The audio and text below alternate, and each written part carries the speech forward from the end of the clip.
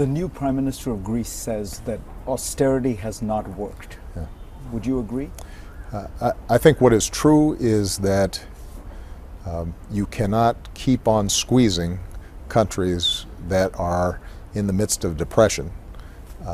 At some point there has to be a growth strategy in order for them to pay off their debts, to eliminate some of their deficits.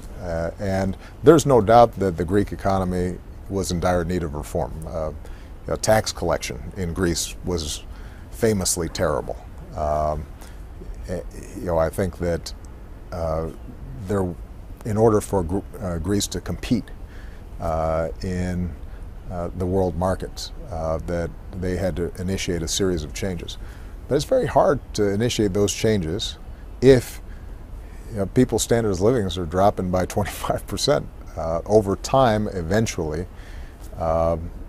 the political system, the society can't sustain it. So my hope is that Greece can remain in the Eurozone. I think that will require compromise on all sides. When the financial crisis in Greece first flared up several years ago, we were very active in trying to arrive at some sort of accommodation. I think there's a recognition on the part of Germany and others that it would be better for Greece to stay in the Eurozone than be outside of it. And the markets obviously are going to be skittish about this. But more broadly, I'm concerned about growth in Europe. And fiscal prudence is important. Structural reforms are necessary in many of these countries.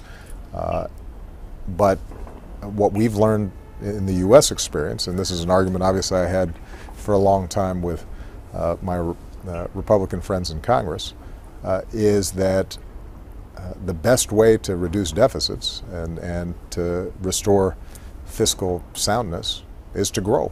And when you have an economy that is in a free fall, there has to be a growth strategy and not simply the effort to squeeze more and more out of a population that is hurting worse and worse.